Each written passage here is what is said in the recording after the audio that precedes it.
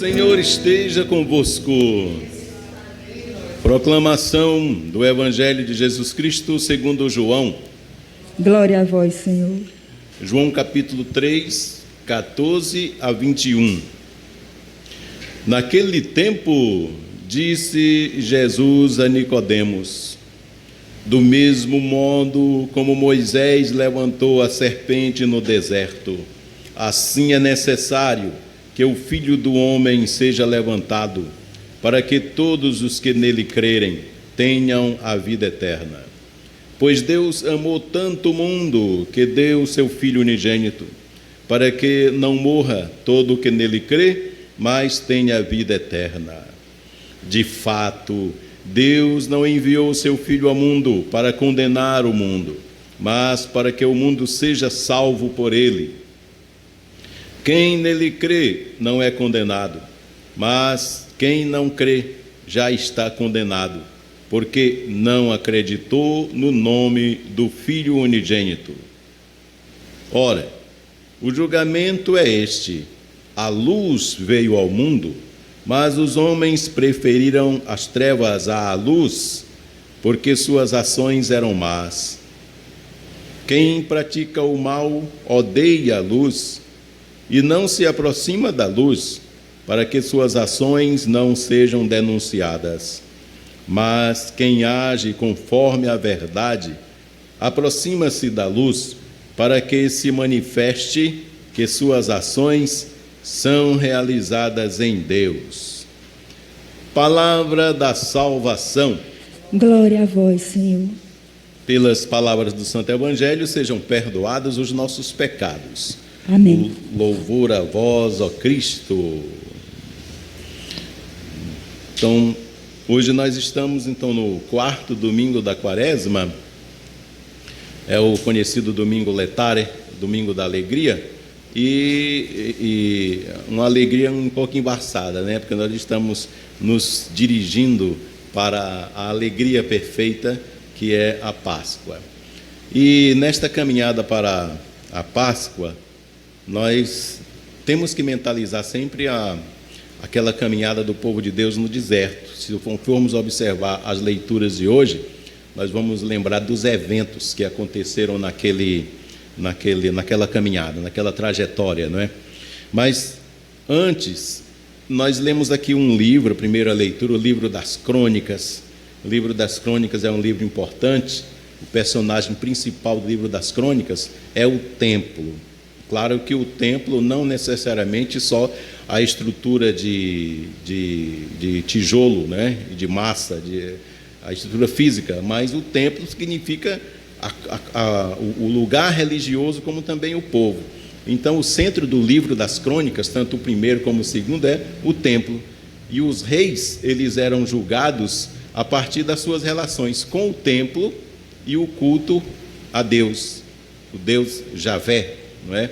É no templo que nós podemos conhecer toda a organização do povo, o povo judeu. É uma boa opção para quem quer começar uma leitura inicial da Bíblia.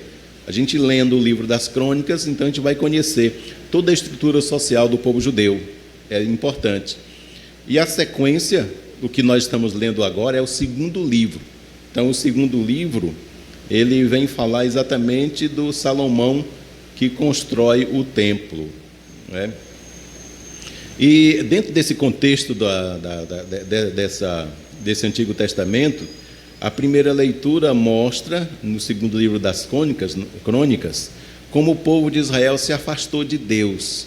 Então, a consequência desse afastamento é exatamente a derrota e o exílio, não é? Afastou-se de Deus significa não significa deixar de orar, deixar de rezar. Não necessariamente isso, se afastar de Deus, mas se afastar de Deus dentro desse contexto, se afasta dos princípios religiosos, se afasta da prática religiosa, dos princípios morais e assim por diante. Isso que significa se afastar de Deus. Então, a consequência de tudo isso, então, é exatamente o que acontece, né?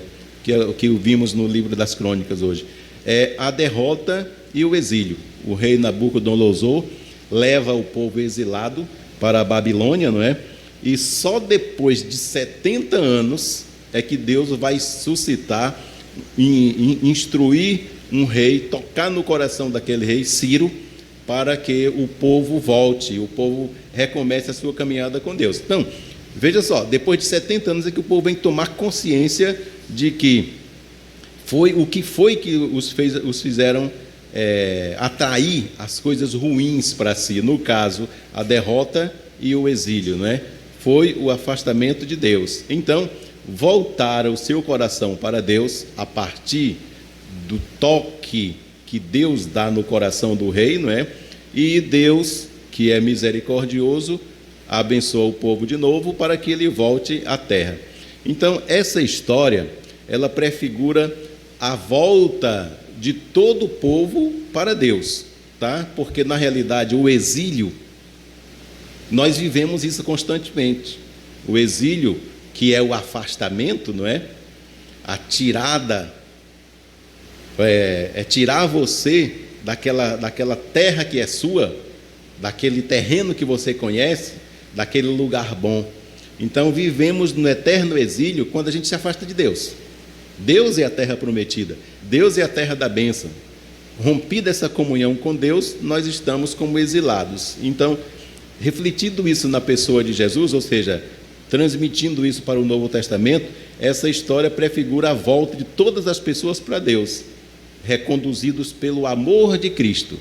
Afinal de contas, como diz o próprio Evangelho em João 12:47, não é? Jesus diz assim: eu não vim para condenar o mundo, mas eu vim para salvar o mundo, certo? João 12:47. Então, os que estavam mortos pelo pecado, mas acreditaram nele, fomos então salvos pela graça recebida. E aí a liturgia de hoje tem cheio de detalhes, tem 4 detalhes importantes aí que fazem parte da nossa formação e da nossa fé cristã, católica principalmente, é muito importante. Por exemplo, aqui se fala que fomos salvos pela graça, não é? A gente vê isso na segunda leitura, a segunda leitura no versículo 8, com efeito, é pela graça que sois salvos, mediante a fé, ponto, versículo 8, sois salvos pela graça e pela fé. Isso é importante, fazer parte da nossa catequese católica, não é? Porque essa aí é uma base que o protestantismo tomou para si exatamente para justificar que as obras não salvam, certo? Só que, infelizmente, passados e também até mesmo no presente, muitas pessoas costumam usar a palavra de Deus para justificar aquilo que você quer. A prova disso é que só se fala sobre isso quando, por exemplo, o universo protestante quer justificar que a graça e a fé são as únicas que salvam, só vale para eles esse versículo. Mas o que segue é importante também ler. Veja só o que segue, o versículo 8. No versículo 9 diz assim: não vem das obras para que ninguém se orgulhe. Eu vou ler todo para a gente pegar o fio. Com efeito, é pela graça que sois salvos, mediante a fé. A graça e a fé salvam, só. E isso não vem de vós, é um dom de Deus. Não vem das obras, para que ninguém se orgulhe, tá? Então, o objetivo da negação das obras é para que a gente não se torne orgulhoso diante de Deus. Mas o versículo seguinte, o versículo 10, já estimula a obra. Veja só, o versículo 10 diz assim: pois é Ele quem nos fez. Nós fomos criados em Jesus Cristo para as obras boas. Nós fomos criados em Jesus Cristo para as obras que Deus preparou de antemão para que nós a pratiquemos, tá? As obras. E a gente recorda perfeitamente aqui, Tiago 2, não é? Tiago capítulo 2, versículo 14, diz que não é só, aliás, a fé sem as obras são mortas. Não tem sentido a fé sem as obras, certo? Então a gente não pode utilizar a palavra de Deus para justificar só aquilo que eu quero, que é o meu objetivo. É um erro do passado e um erro do presente também. Porque aqui nós estamos lendo a carta de São Paulo aos Efésios. Digamos assim, uma doutrina paulina. Aquilo que Paulo entendeu, ele passa aqui, não é? E aí cada um faça a sua interpretação. Por isso é que é perigoso a livre interpretação, porque cada um vai justificar a palavra de Deus para aquilo que lhe interessa. Então é bom uma doutrina única, como nós católicos temos uma doutrina única. O que é ensinado aqui agora, nesse momento, está sendo ensinado em toda parte do mundo. A liturgia de hoje, ela é universal. A liturgia de hoje está sendo feita em todas as partes do mundo. Quer prova disso? É só ligar a TV numa missa que está sendo celebrada em Roma, em Jerusalém, no Japão, em qualquer parte do mundo. A liturgia é a mesma, porque a doutrina é a mesma.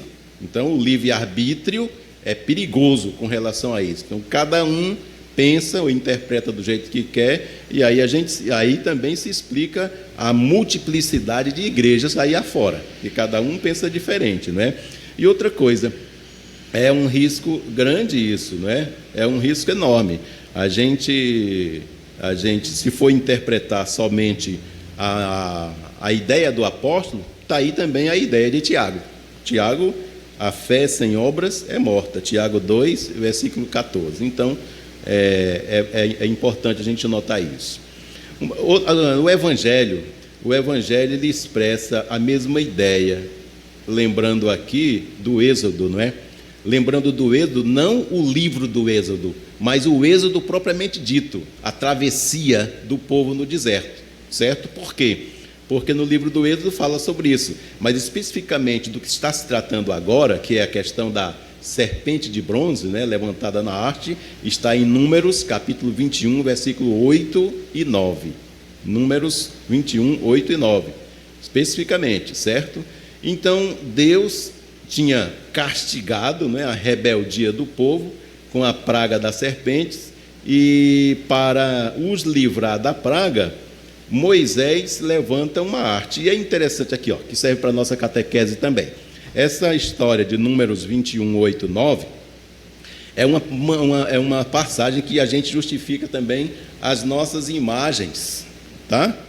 O que justifica o que nós temos como imagens, como católicos. É muito importante isso. Por quê? Porque lá em Números 21, versículo 8, começa exatamente assim, aspas, que eu escrevi aqui. O Senhor disse a Moisés, faça. Verbo no imperativo, ou seja, Deus manda fazer imagem. É Deus que manda fazer imagem. Então a imagem, a pintura, não é pecado. Certo? Pecado é colocar aquela imagem no lugar de Deus na sua vida, no seu coração. É a mesma coisa da semana passada. Na semana passada a reflexão era sobre o templo, não é isso? Aliás, sobre Jesus que fez um chicotezinho, botou todo mundo para fora. Por quê? Porque o comércio estava sendo colocado no lugar de Deus. O dinheiro, a riqueza, o comércio estava tomando o lugar de Deus. Por isso é que era pecado. Então Jesus ele purifica o templo nesse sentido.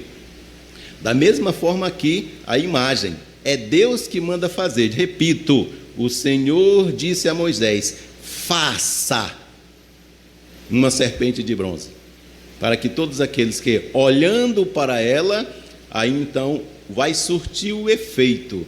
Qual é o efeito? Vão lembrar de Deus, vão lembrar das obras que Deus fez na sua vida e faz na sua vida. Então, olhando para a serpente que Deus manda fazer, recorda-se de Deus e o seu compromisso com Ele.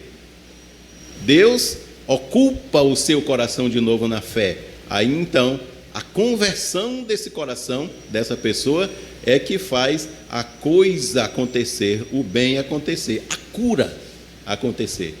Então ninguém morre pelas picadas da serpente, porque o povo se volta para Deus. Então, o mesmo sentido do livro das crônicas aí, não é? Aliás, falando isso no livro das Crônicas, esse mesmo livro das Crônicas, não nesse capítulo, mas no capítulo 28, versículo 18, também é uma justificativa da questão das imagens que o próprio Deus manda, no capítulo 28, versículo 18, segundo livro das Crônicas, o próprio Deus manda fazer as pinturas, os desenhos para enfeitar o templo. A reflexão aqui é a questão do templo. O templo é o centro. Então, o templo que é reconstruído, Deus manda fazer as imagens de arcanjos, de anjos, enfeitar a tampa do tabernáculo, as pinturas na parede com flores e tudo, etc., para enfeitar o templo. É Deus que manda fazer, tá? Então, a imagem não é pecado. Pecado é a gente colocar a imagem no lugar de Deus. Isto sim. E o efeito que nós temos hoje, que nós absorvemos, que nós praticamos hoje, é o mesmo. Como o povo olhava para a serpente e lembrava de Deus, aí então, da mesma forma, a gente olha para uma imagem de Nossa Senhora Aparecida, de Jesus na cruz, de São José e tantos outros, né? E aí a gente recorda daquela pessoa, recorda dos feitos daquela pessoa, do bem que aquela pessoa fez, do ensinamento daquela pessoa, e aí se direciona no caminho de Deus. Este é o objetivo das imagens, tá? Ela não pode ocupar, e jamais aconteceu isso na nossa vida, ocupar o lugar de Deus. Aí sim, quando acontece isso, sim, é pecado, tá? Então, o objetivo, então, quem levantar com fé os olhos para este sinal, ficam curados. Assim, devemos nós também levantar com fé os nossos olhos para quem? Jesus. O próprio Jesus diz aqui no Evangelho: é necessário que o Filho do Homem, que é Ele, seja erguido na cruz, como naquela história dos números. Então, é uma figura, aquela história do livro dos números, da serpente de bronze, uma figura que vai representar Jesus no Novo Testamento na cruz. Tá? Jesus na cruz. Então é necessário olhar para o Cristo elevado na cruz e receber dele a salvação, porque Deus o deu ao mundo para que ele testemunhasse o seu amor. Então está aí, inclusive eu já estou pedindo desculpas, né? Semana passada eu citei esse texto e disse a passagem errada, tá? A passagem certa de Deus amou tanto o mundo que ele deu o seu Filho único é aqui, João 3,16. João, capítulo 3, versículo 16. Deus amou tanto o mundo que ele deu o seu Filho único. Semana passada eu citei errado. Então, a liturgia da Quaresma, ela insiste então que o pecado não é irreparável. Então, isso é sempre. Portanto, a liturgia de hoje, do quarto domingo da Quaresma, tem esse objetivo de lembrar isso. Pessoal, meus queridos irmãos, o pecado não é irreparável. O que é necessário? É necessário um retorno. Como aconteceu aqui na história da primeira leitura, como acontece na história de Jesus na cruz. A nossa disposição é o quê? Olhar para Cristo, assumir o erro e tornar a andar, ir adiante. Ir adiante. Então, o pecado não é irreversível. Para os que creem, existe a conversão, o perdão e a salvação. Jesus não veio para condenar, mas para salvar.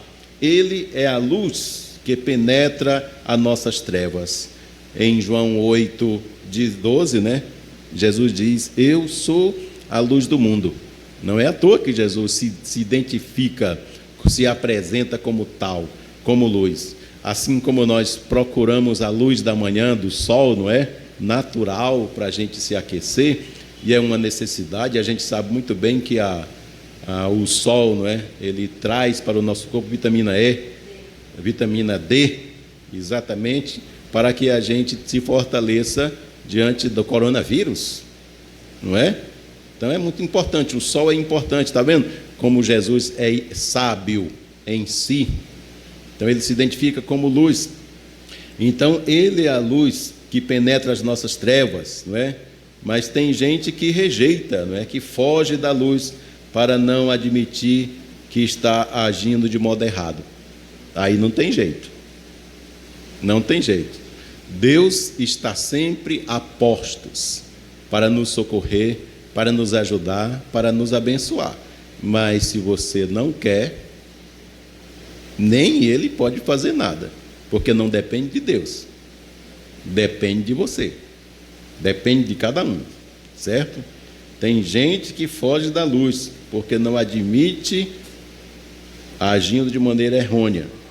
Então não tem jeito. Assim como nós temos que procurar Jesus Cristo para mudar a nossa vida. O pedido da Quaresma é exatamente isso. Todos devemos ser salvos pelo amor de Deus.